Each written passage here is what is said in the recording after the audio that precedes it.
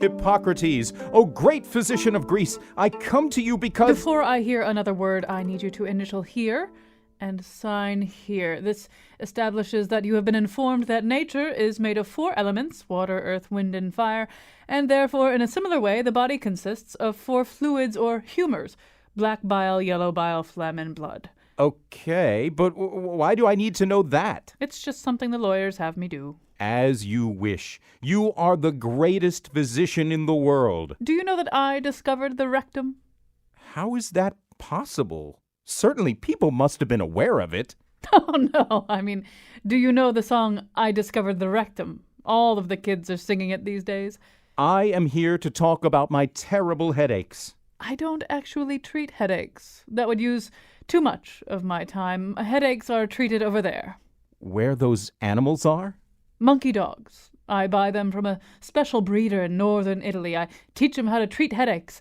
I charge for supervising their work. For instance, hey, monkey dog, what did I say about climbing up on the patients? I also have chest infections. Now we're talking. I use a lead pipe to drain those abscesses. You'll be good as new. How much will that cost? 40,000 million drachmas. I cannot afford that. Okay, 10 drachmas. How did it come down so far? Because I have no idea what anything costs. It's a very complicated system. Excuse me. What did I say about biting? Only if they don't bring their copay. Bad monkey dog. What were we talking about? Cost. Oh, yes. Maybe I should run some tests on you. I just got this new machine. It's a water clock, hooked up to some gears, screws, rotary mills, a brass casting thing, a torsion catapult, a thing that makes steam, and a chart to find prime numbers. It's basically everything we know how to do. What does it test for? I have no idea. The salesman was very persuasive. He said all the doctors have one, and if I didn't, I'd lose my patients and die a pauper. Do me a favor, sit here and handle intake while I get the monkey dogs quieted down. And now he paid $500,000 to have an evil spirit removed from his stomach, and it turned out to be Alex Jones. Colin McEnroe. Bad monkey dog, we do not poop in the exam rooms! All right, Hippocrates having his own problems running his practice. I had no idea. I've been taught a very different view of him. So I've been brooding about this for a long time, about the way that we talk about the problem of healthcare in America and how to fix the problem of healthcare in America, and specifically how we talk about the solutions that are on the table before us. And every once in a while on other shows like The Wheelhouse, you will hear me vent about this. But I decided actually it would be good if I actually knew something as opposed to just venting all the time. So it turns out there's sort of a go-to book. I will say that, if, 20 more million people read this book, A, Elizabeth Rosenthal would be a wealthy woman, but B, I think people would actually understand the healthcare system well enough to understand what it's going to take to fix it. And the answer to that is almost none of the things that have been proposed so far. Although within the Affordable Care Act, as I've learned from reading this book, there's some good things. But ultimately, the biggest problem, and the reason that if you have an ACA policy, like I buy an ACA policy for my son, and the deductible's really high, the premium's really high. The reason that they're really high is because healthcare just really costs a lot of money in America compared to anywhere else. So Elizabeth Rosenthal has written An American Sickness, How Healthcare Became a Big Business, and How You Can Take It Back. She is both a journalist and a doctor. In studio with me, also both a journalist and a doctor, well, a podiatrist technically, Dan Haar, a blogger and columnist for the Hartford Courant. No, not actually. That's not a real doctor. No, podiatrists are real doctors. No, don't get that started. I do play an economist on TV. I get tons of emails about this. So, first of all, Elizabeth Rosenthal, great book, and thanks for being on this show. Oh, thanks for having me. I think everyone should wise up to what's going on. Right. So it's hard to know where to begin because there's so much ground to cover. I'm going to just sort of pick the thing that I keep telling people. So one of the things that we did with the Affordable Care Act is essentially double down, or at least not let go of the notion that the private markets were a good way to control costs, that if you basically invest the private insurance market with the ability to decide how much it's going to pay for an MRI or a fistula operation or the removal of a bunion, that the market, in a very Adam Smith way, will sort this out and come up with the lowest reasonable payment for it. As your book points out a million different ways that that's not true. But pick one of the ways. I mean, why isn't that true? Why don't insurance companies, as opposed to the government, which is supposedly notoriously wasteful, why aren't they lean and mean and insistent on the absolute lowest price for a bunion removal? Well, I mean, this is one of the great fictions that's been promoted by the health insurance industry, that they're in your corner. You know, we negotiated on your behalf. Does anyone think that about their car insurance? You don't think your car insurer is in your corner when you get into a crash. You know, basically these companies are just pass-throughs, right? They collect premiums and they pay out claims. And as one insurance executive said to me in the book, they're too big to care about you. You know, you're not their customer, really. They're for-profit companies, and their customers are their shareholders. So how do they think about this? Now, I've gone to insurers and said, you know, when they paid out a $117,000 claim for an assistant surgeon, you know, crazy amount of money when Medicare would have paid at most maybe $2,000 for that case. I said, why did you pay that? And they said, look, you know, it's not our job to scrutinize these things. In order to vet this bill, we would have had to hire some investigators. We'd probably have to go to court against this doctor because we don't have a commercial relationship with him. It's easier to it's cheaper, not just easier to just pay it. And P.S., they said to me as a journalist, you're not going to write this in the newspaper, right? Because then others will know they can do this and get away with it. So, you know, false notion one is that your insurers will work hard on your behalf. They won't. And P.S., what the ACA did was, in a weird way, create a perverse incentive. You know, before, insurers sometimes were spending only 60% of the money they collected in premiums on claims. The ACA said you had to spend at least 80 or 85% to be an insurer. That was, in theory, a great thing. And the history of high-priced healthcare is the road to hell is paved in good intentions. You know, this sounded like a good idea. But guess what? If you're an insurer and you want to keep your revenues up for all those shareholders and those, you know, insurance execs who, as we know, are sometimes paid $30-40 million a year, how do you keep your revenues up if you used to be spending 60% and now you used to be keeping 40% and now you can only keep 20%? Well, the answer is you increase the pie. You pay out more claims so that you can keep a bigger amount of money. So, you know, if you're a good-hearted insurer who's caring just about your patients, you don't do that. But these guys are in business. Yeah, first of all, I think that 80 to 85% thing is a really important thing. It's one of the things that I did learn from your book is that under the ACA, just to repeat that. So if you are required to use 80 to 85% of the money on patient care, and then you keep the rest for yourself, and we should emphasize Medicare does like 98%, something like that. Yeah. So 97, 96, 97. Somewhere in there. Okay. So all you have to do is spend 80 to 85% of the money that comes in. It's got to go out for patient care. So if you spend $1,000 for a particular kind of patient care, then you can only keep 15 to 20% of that. If you spend $10,000 on the same thing, that 15 to 20% that you can keep becomes much bigger. Although I don't know. I'm gonna, Danny, I can see you're ready to jump. I just want to ask one more thing. Like, I don't expect, Elizabeth, insurance companies to do their best on my behalf. I expect insurance companies to do their best on their behalf. And just to use your analogy, if my auto insurance company, was told by the body shop that replacing my bumper was going to cost $35,000, they just wouldn't pay it.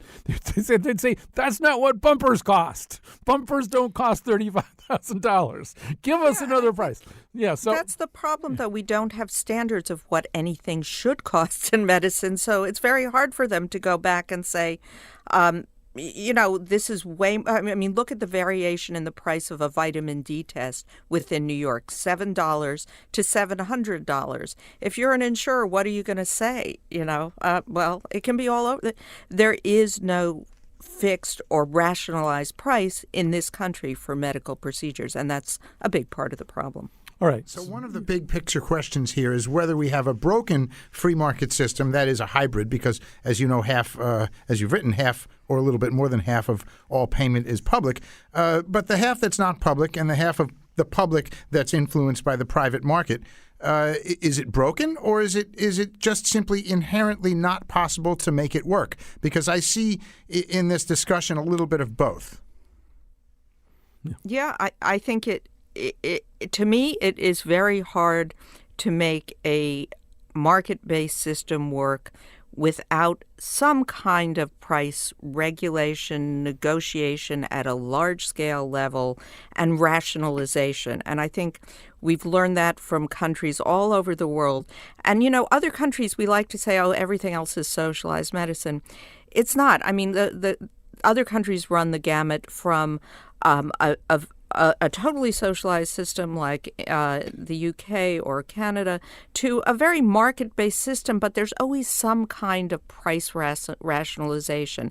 And that is not necessarily the kind of parity that we tend to use, which is like the government comes in and says, you doctors, this is what you're going to charge. In a place like Germany, in a place like Japan, those prices are set as a result of large-scale negotiations between the government, insurers where they exist, and physician providers. And that's the same kind of negotiation, oddly, we do, 100 million times each day in the U.S. because we don't do it nationally.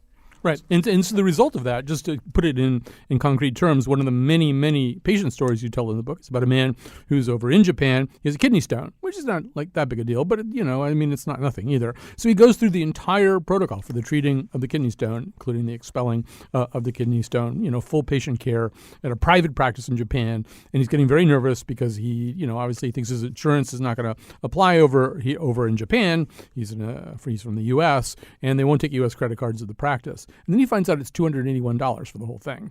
And I assume that's part of the result of some kind of national price-setting strategy. What does a kidney stone treatment actually cost?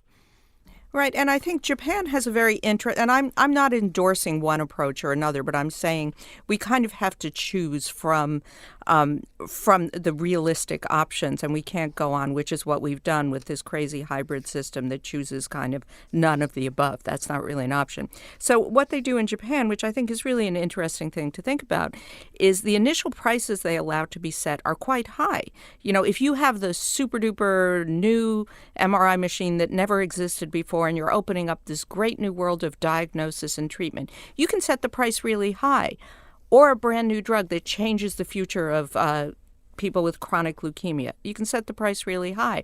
But every 2 years, that price has to come down because after 20 years, it's no longer a fancy new breakthrough technology. And what we see in the U.S. is often the opposite, that you look at an MRI machine, and yeah, they're a little bit better than they were before, but the price here just goes up and up and up. There's no standardization. I mean, you look at MRIs, they could go maybe, if you're really lucky, for $500, and maybe if you're not lucky, as one of my kids had in an emergency room, $15,000. So, what's it worth? Now, P.S., that same test in Japan is now priced at about $100 to $150, depending on whether you're getting the newer version or the older version. So I'm not saying $100 and $150 is the right price, but I am saying, $15,000 is crazy. So, Dan, you have something you want to say? No, go ahead. Well, I was going to say to you, I mean, one thing that we did, I think it was about 5 years ago. I wish I remembered the guy's name. There was a congressman,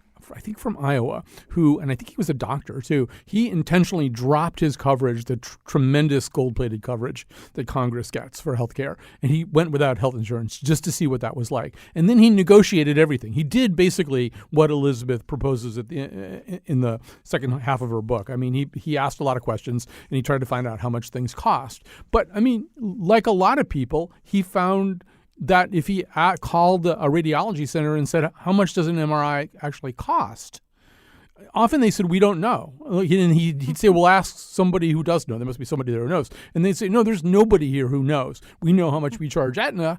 We know how much we charge uninsured. We don't really know exactly how much it costs. And as somebody who writes about business and economies, I mean, that's what makes this whole system different from any other economy. Like, somebody knows how much a Ford Fusion with X number of options costs. Oh, I had that happen 2 years ago with some tests that I needed that were that I was going to have to pay for as over the deductible.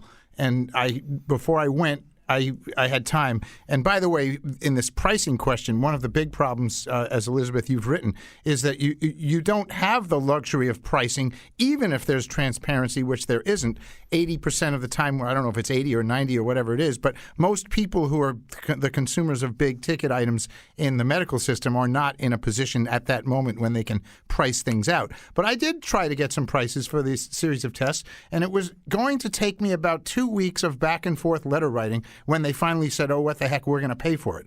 And in another example along the lines you were saying, I was billed, and Elizabeth, you've had this in your book, I was billed for out-of-network lab tests by my doctor who's in my network. So I got a $750 bill for some tests. And I just called up and said, I'm not going to pay this. And now I understand that most people don't have the debate skills of a veteran columnist, and I won that debate. And they said, okay, but they had to listen to me for 10 minutes. Now, is that a fair way to run a pricing system? I guess not. Elizabeth, you want to react to that? No, of course it's not a fair way to run a pricing system. And I want to say two things. You know, when you ask, well, how much is this going to cost? What's the price? We act in this country as if it's unknowable. But I would say with computer technology, it's totally knowable. When you go into a pharmacy, at that point, they know your insurance. I mean, as does your doctor and the hospital. And they say, this is what your copay is. They could know that at your doctor's office just as easily, or at the hospital just as easily. It is knowable, and as proof of that, you know, in Australia, it's considered when a patient goes in for an elective surgery to know exactly what the total charges are and what your patient responsibility is. These things are knowable, but because of the way the market works, it's better for many providers not to let us know them. And it's kind of, you know, and everyone points fingers at everybody else. And I understand it's kind of it's a collective problem because the doctors say, we can't tell you because we don't know what the insurers will pay.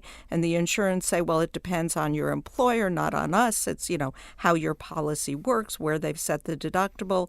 And everyone's pointing the finger at everyone else. But and that's because we have no system that pulls it all together.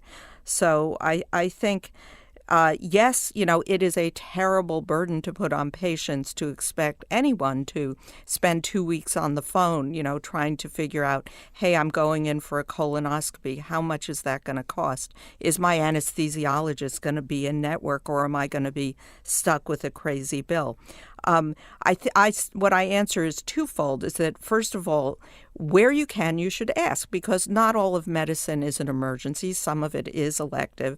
And where you can, you should ask. First of all, that will ensure and help you get lower prices, because you can say, hey, doc, as I do to my doctor now, I know you want to send out a lab test, but send it to these two labs because they're in network. I don't, and I'll give my doctor the place to send the lab, because I'll get the $7 test instead of the $700 one, because most doctors' computers now are programmed to send it to their hospital, which is likely going to be the most expensive lab and may not be in network.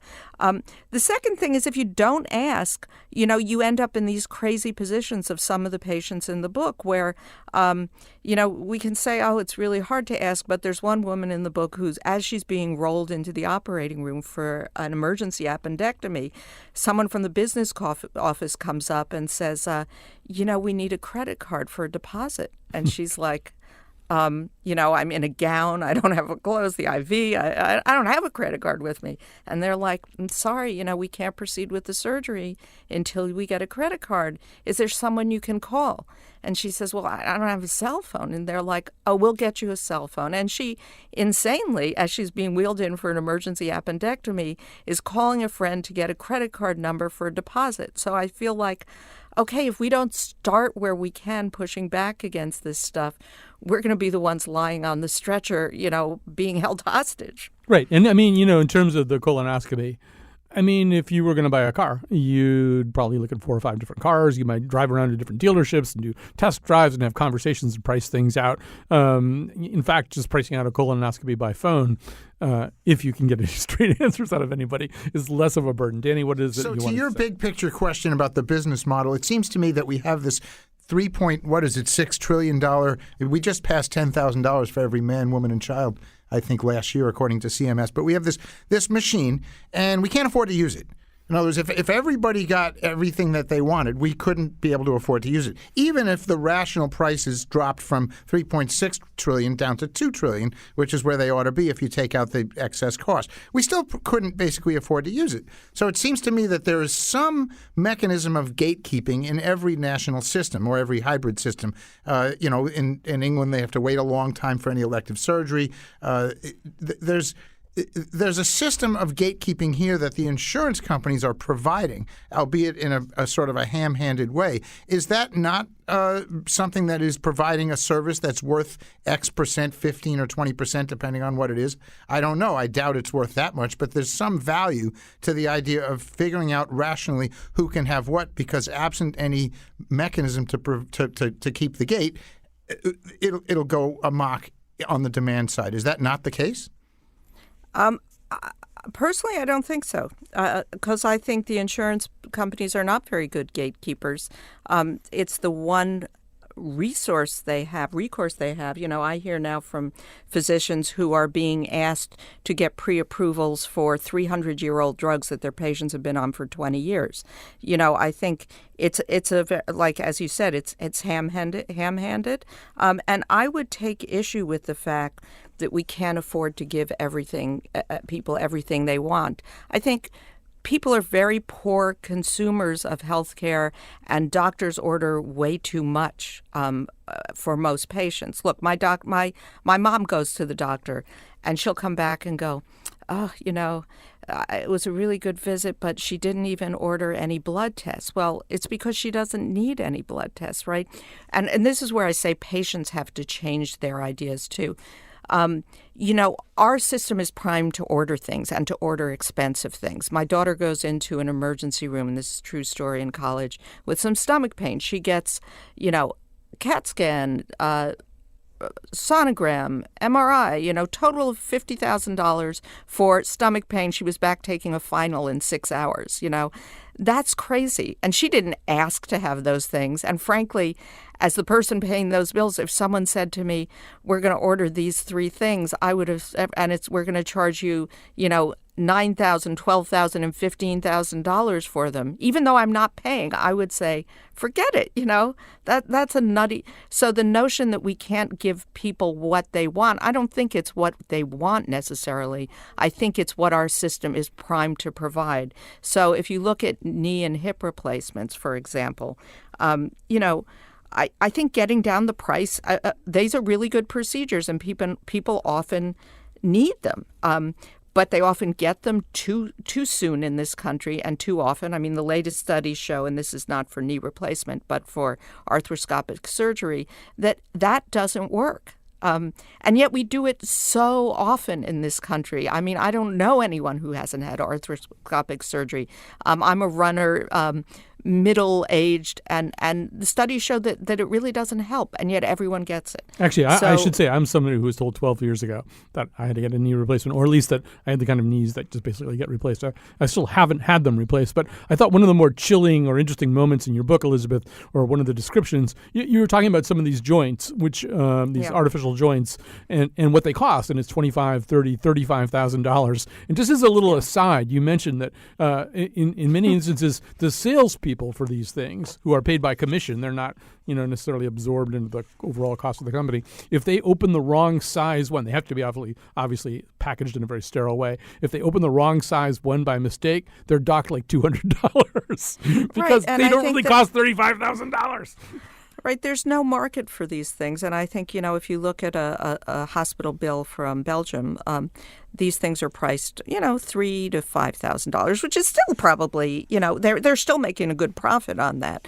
But so because, how do you choose your artificial joint? Well, you don't choose it. Your doctor says this is what you should get. And how does your doctor choose that? What you find is often when you peel back the layers, artificial joints the doctors are very brand loyal. Like it's like switching from a Mac to a PC. It's hard to switch from one joint to another.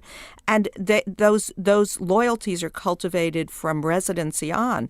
So one hospital will be a Stryker hospital, another will be a Biomet hospital, and you learn on that joint. You get to know the reps. You want that joint. Those joints have to be put in on tables that are compatible with those joints. And, these are highly exacting procedures, so you want your legs to be even after you have your joint replacement. To the point, though, where a salesman or a joint rep is even in the OR when you get that joint put in. So, where's the market working there? It's a highly, highly, highly distorted market.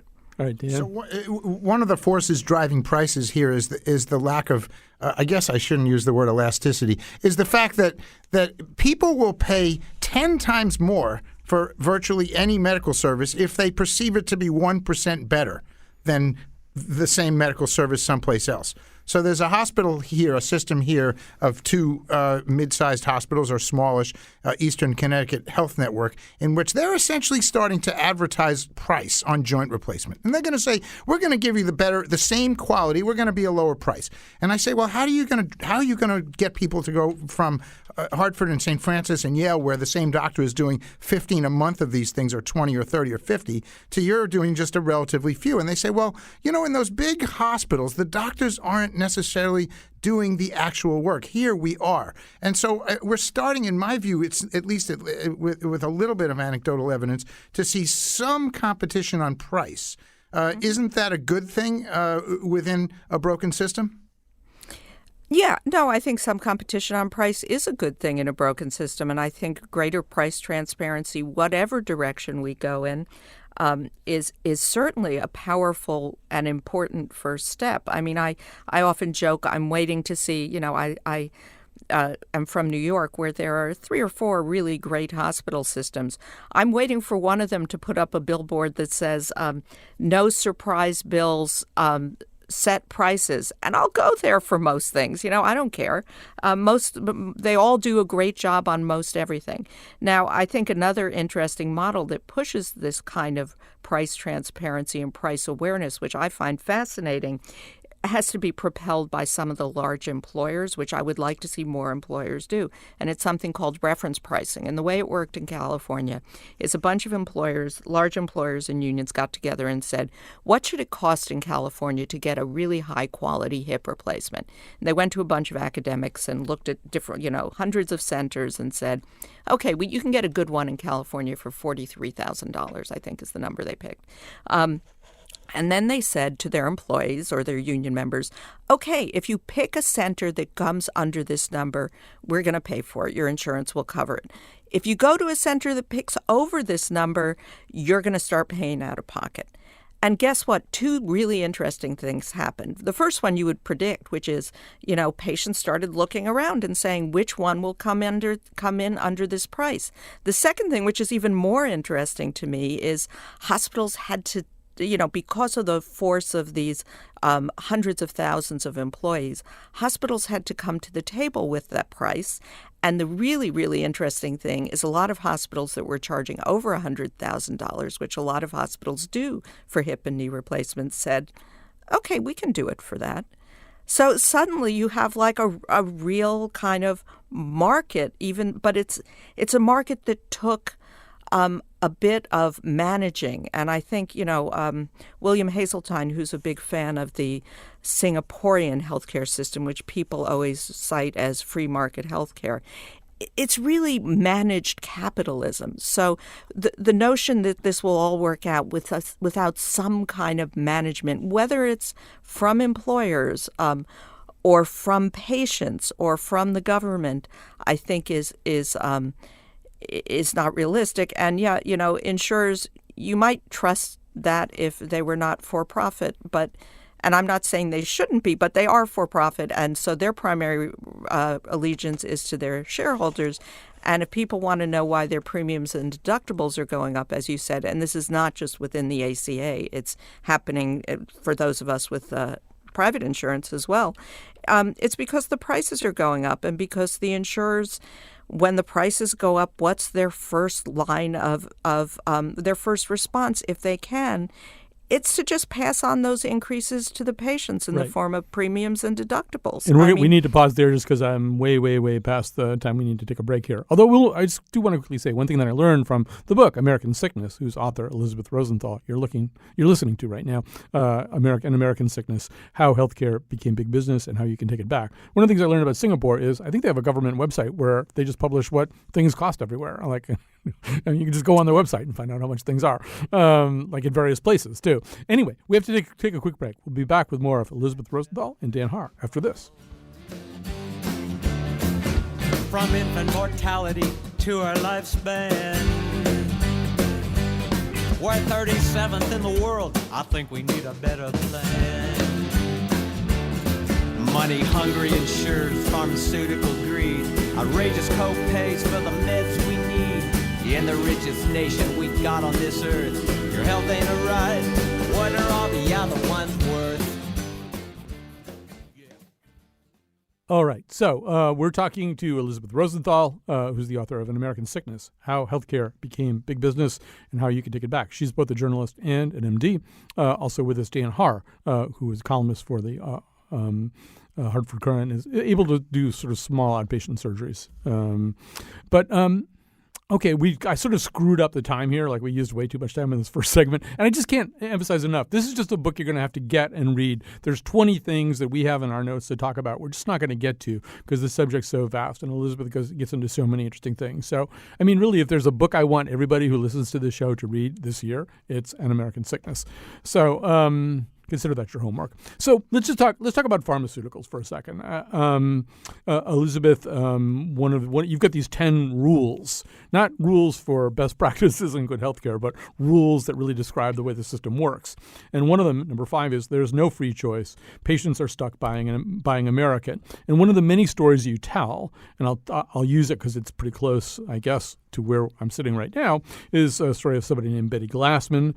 She was paying $22,000 a year for a breast cancer drug that Britain's National Health Services says should cost $1,600, not $22,000. She was actually getting a trio of drugs. Her insurer was being billed $24,000 for that trio. Her deductible and copay per cycle in 2 different rounds was around $3,500. Italian researchers say that trio of drugs should cost $750 per cycle, not $24,000, and not a deductible plus copay of $3,500. So, I mean, this is not new news that drugs in America cost this insane amount of money, even compared to how much those same drugs cost in other countries and other markets. But, I mean, what did you learn about this? What did you learn about this that helped you understand what's going on here? Well, I think the most shocking thing to me in terms of the pharmaceuticals is something called sticky pricing, which is kind of the opposite of how markets should work. Basically what you see, and the example I like of this is in the drugs for multiple sclerosis, which are fabulous. They've really improved people's lives. You know, people who used to be wheelchair bound at a certain point of life now lead productive lives. It's still a difficult, debilitating disease, but it's really, really changed people's lives. So these drugs, there are a whole bunch of them, and every few years a new one comes into the market. And, you would think, okay, good, you're an economist. New competition, that should bring down price. But what you see is the new one sets the price maybe $1,000 higher than the old ones. And guess what? What happens is all the old ones see, oh, they're getting away with that. And they all raise their price to that sticky high price. And so what you see is that in the U.S. alone in the world, these drugs have gotten more and more expensive over time as the amount of competition has increased, as opposed to in the rest of the world where they've gone down in price. So I think it's and these drugs now cost us about $6,500 a month for these drugs. There's a story in the book about a wonderful woman named Mary Chapman, who is a former consultant who has this disease, is a really active, informed, smart troubleshooting woman. She's had to, with insurance, she's had to sell her jewelry. She's had to sell her car. She's had to move to away from California, which was her home base, to a cheaper place to live, just in order to afford these drugs with insurance. And that's tragic. So I was listening to one of your other interviews on my device, which doesn't have a great speaker, and I thought you had said stinky pricing. And I thought, no. I figured, It is stinky, but this is sticky. So I wrote down in my notes, ask about stinky pricing. And I think we should change that name. That's up to you. It seems to me that the problem is that the combination of no pricing, there's no downward pricing power. That is, everybody pays what they're going to pay because they perceive that, again, if this is 1% better, I'm going to pay any amount of money more. And secondly, every little thing, whether it's in pharmaceuticals, medical devices, or specialty care, is a mini monopoly, sort of a miniopoly or mini monopoly. And so those two things conspire to drive prices up in part, along with all the other conspiratorial forces that you've been describing. Well, Elizabeth, as you write, I think it was 2006, we had the opportunity to use Medicare to negotiate drug prices down. Right. And well, you can give the punchline there. We can't. Is the punchline for almost every piece of, or not almost every piece of federal legislation on healthcare is you're not allowed to consider pricing. So that leads you to these bizarre situations. And another wonderful story that really blew me away in the book was about a drug called Non-24, or a drug that treats a condition called Non-24. Many people may have seen it advertised on late night TV. It treats a sleep-wake disorder in people who are totally blind. Useful for a very small number of people, but advertised widely on late night TV. And the kind of crazy thing when I started looking at, what is this drug? It's an analog of melatonin. And yet it's being billed at, I think, something like $8,000 a month, and it's approved. Now, why? Why would anyone do that? The answer is because the FDA, for drug approval, asks that things be safe and effective, right? Again, this is the road to hell is paved in good intentions. When there weren't many drugs out there, maybe that's what you wanted, just to know it was safe and effective. But now you want to know effective compared to all the other stuff that's out there, because there is a lot of other stuff. So, the MS drugs haven't been compared to each other. This new drug for Non-24 hasn't been studied compared to melatonin, and it doesn't have to be to get approved. And then, of course, what happens, you say people want something that's 1% better, even if it costs 1,000% more. I don't think that's actually true. Maybe if you have some kind of really, really serious illness, but a lot of the really expensive drug prices now are for completely ordinary drugs, where the physician who's prescribing the drug, and there's another drug, something called Duexis, which combines a painkiller and an acid indigestion, an H2 blocker like Pepcid. It costs $1,500 a month. Why would anyone prescribe that? And what happens is the drug salesman goes to the doctor's office and says, I've got this great new thing. A lot of people who are on ibuprofen have stomach upset. So we put together the ibuprofen with an H2 blocker, and it'll make your patients happy. And the doctor thinks, yeah, that makes sense. Sure, why not? And the doctor doesn't know to ask, well, how much is it going to cost? Right. Plus, and they buy them lunch. Right. And let me just break in here, just because we've got a lot of some calls coming in here, and some of them are pretty relevant, including Elizabeth. You were just talking about MS drugs. Here's Stephen in Granby, who I believe is on an MS drug. Hi, Stephen. What's your story? Hi, Colin. So, I've been on Tysabri now for 4 years, which is a Biogen MS drug. Mm-hmm. And 4 years ago, it was around $7,500 a month is what they billed my insurance company. Now up to $20,000. And we're waiting for this new primary progressive drug to come out. I have no idea what that's going to cost, but it could be effective as well. All right. So, and I don't know, have you asked first of all, is your insurance company bearing most of the brunt of this right now? 80% of it. 80% of it. So, and have you asked any questions about that, or try to find out why it's more expensive all of a sudden? I mean, this is, or let me just switch it over to Elizabeth for a second. Just hang on in here for a second, Steve. This is the point that you're making, which is that usually when something's been sitting around a while, on the market. It gets cheaper. It doesn't go from $7,500 to $20,000. So, Elizabeth, what's the mechanism by which that happens? Well, this is the classic sticky pricing mechanism. And, you can argue that, okay, as things get older, you paid off your research and development costs, right? This is not about research and development. This is about prices will rise to what the market will bear. And our market, with very few controls, bears a lot. Mm-hmm. If I had MS or if I had anything, I would get that. Yeah, Danny's pointing out that $7,500 is still an awful lot of money per year, but I would get this book because also some of the stuff that we're not going to have time to get into about buying your drugs overseas and stuff like that could be really useful to people who are paying out of pocket a tremendous amount for drugs. We may not have time to get into that. In fact, we're going to take a break. Francine, I am going to try to get to your question because it's germane, but our time is limited. Let's take a break. We'll come back. Dentures, glasses, and hearing aids are luxury items that won't get paid. Something going wrong, won't you tell me why? Rich get richer and poor folk die. Living is a thing that money can't buy. Rich folk live, poor folk die.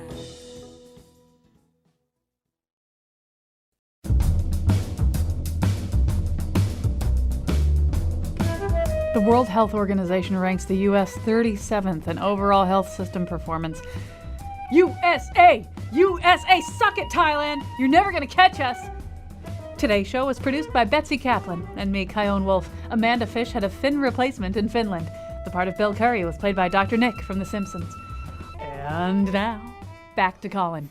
So Dan Haar's with us in studio from the Hartford Courant. Elizabeth Rosenthal's with us, her book, An American Sickness, How Healthcare Became Big Business and How You Can Take It Back. I do want to say something, if we haven't said it already, and it's in the epilogue to Elizabeth's book, which is, this isn't to say that there aren't tremendous medical professionals out there who really do care a lot about patient care and feel every bit as trapped in an ugly and exploitive system as the patients do, because there's plenty of them. In fact, I'm going to see my skin doctor this afternoon. He's very old school.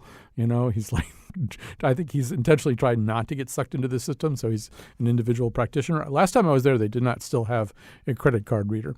So there you go. And I do feel as though one measure of reading your book, Elizabeth, I have that doubled down. If you go to some medical professional who seems to have like a hot, new, exciting piece of equipment, a brand new one every time you go in, that should worry you a little bit, I think. Yeah, I think, and it's really important to say that the answer isn't have this adversarial relationship with your primary care doctor. To me, it's much more you partner with that person who cares about your costs, obviously. A lot of patients, one surgeon said to me, who's come around to really thinking about this subject, he's a general surgeon. He said, I took out this guy's appendix and realized I'd bankrupted his family because the hospital charged $30,000 for a 24-hour stay. So, doctors don't feel good about this. They want to work with you on this. It's just they feel as trapped in this system and as resentful of this system as any patient. And, patients deal with it when they're sick. Doctors deal with the craziness, the paperwork, the pre-approvals, the denials 24/7. So, but I do ask my physician now if I need to get an x-ray. Send me to the cheapest facility near here that is reliable. He knows that. I don't. And he's willing to partner with me in that. And at first, when you ask that question, they won't know. But after a while, they learn. And I want my doctor to say to the guy who's charging $2,000 for a wrist x-ray, hey, I'm not sending my patients to you anymore because you're ripping them off. All right. We just lost Francine, whose call I was going to take. But one thing that I'm kind of hoping you'll do, Elizabeth Rosenthal, is as sequels to American Sickness. I think you need American Sickness Mental and American Sickness Dental. Your book is tremendous, but like the whole mental health industry and the whole pharmacopoeia for mental health is a really problematic area. And then dentistry, which really affects overall health too. Sarah Silverman says death comes in through the gums. That's a place where people, because insurance isn't anywhere as comprehensive, they really do wind up paying a lot out of pocket. But I don't know that we understand that any better than we understand the rest. No, and I think some of the really big issues in our aging population have to do with dentistry, hearing aids, which we don't support, and mental health, which we don't support. So, Yeah, there's a lot that isn't said in this book. I'm just trying to focus on the real core issues that we face from birth to death, basically. All right, so I'm going to hand you kind of a limited power, each one of you, kind of limited power magic wand. Let's say you can't wave the magic wand and get anything you want. Like, let's say you can't get single-payer health insurance for the United States, but you could get something maybe a little bit short of that, or you can get some significant modifications of the system. And Elizabeth, I'll let you start. What would you hope, using your magic wand, you might be able to get to make this better? What would be a really good big fix? Well, I'm a journalist, so I can't tell you too much about my own preferences, but I think since both parties have now said we've got to do something about high drug prices, and there have been bipartisan bills both to allow Medicare to negotiate drug prices and to allow prescription drug imports from Canada, both of which would help, neither of which would solve the problem. We should all be looking at our congressmen and senators to why they keep holding hearings and not being able to pass a bill that will address this really fundamental problem. Okay. Dan? I'd like to see a conversation in the nation about the quality of personal care for health and its connection to the cost of American health care. I don't necessarily agree that we're number 37 in delivery of quality services. We're number 37 in outcome per dollar spent. And some of the responsibility belongs to the healthcare consumer. And I think that there's so much screwed up in the system that the healthcare consumer has to put up with that's really the public policy issue. But there's also a personal component of this. People don't take care of themselves. Elizabeth, single payer, Medicare for all, whatever you want to call it, is a dream a lot of us have had for a long time. It's a very tough thing to achieve. But I wonder what you see as the obstacles to the so-called public option. So this differs from single payer in the sense that you could continue to get your health care from Anthem Blue Cross or from Cigna or Aetna or whoever you get it from right now. But there would also be an available government program that was run more or less the way Medicare is run, and that it would compete with these private entities. Like, I know why we don't have that, because the private entities don't want to compete with that. But is that the reason we can't have it? I mean, is that so far out of reach? Well, I think the reason it is because obviously lobbying and the business of healthcare has a tremendous influence here in Washington, where I sit now. And who's representing the patient's interests? Nobody, really. So I think part of why I wrote this book is to make patients aware that they need to raise their voices, they need to become healthcare voters, and they need to say this is what we need, because right now what happens in D.C. is, yes, there was this public option on the table for the ACA. You couldn't get the ACA passed with that because of lobbying pressure. So who counteracts that? Voters with their votes and their voices, and we've been pretty silent. We've been pretty complacent about how we want this system to work for us. And it was partly because for many years, those of us who were lucky enough to have insurance didn't pay the costs, right? Our premiums were paid by our employers, and deductibles were minimal. Now that's changed for everyone within the ACA and out. And so I think it's affecting us all. If you want to know why you haven't gotten a raise in the last 5 years, it's probably because your company has been paying increasing healthcare prices. So it's really time for all of us to pay attention. So I can give you 45 seconds. So a corollary to that is the fact that we don't have a debate about cost. In this conversation, we've been talking a lot about cost and a lot about allocating the price as it is. And there is no ACA reform, nor was there much of an ACA discussion in 2009 and 10 about bringing costs down. There are a number of initiatives. Some of them work pretty well. We've got one in Connecticut here in the Medicaid system. Why not? Is it just too complicated? Why isn't it happening? We are going to have that conversation another day. We are flat out of time. I do want to thank Elizabeth. But look, I'll have you guys back. I think that there's 4 hours of show that we could do about this. We've been talking to Elizabeth Rosenthal. An American Sickness is her book, How Healthcare Became Big Business, How You Can Take It Back. It's a book. It reads kind of like a really long, interesting magazine article. I mean, you could breeze through this. And I really recommend that you do it. There's just so much stuff that we didn't get into today. Dan Haar, how would I dare have a conversation here in Hartford, surrounded by hospitals, without the Hartford Courant's crusading columnist?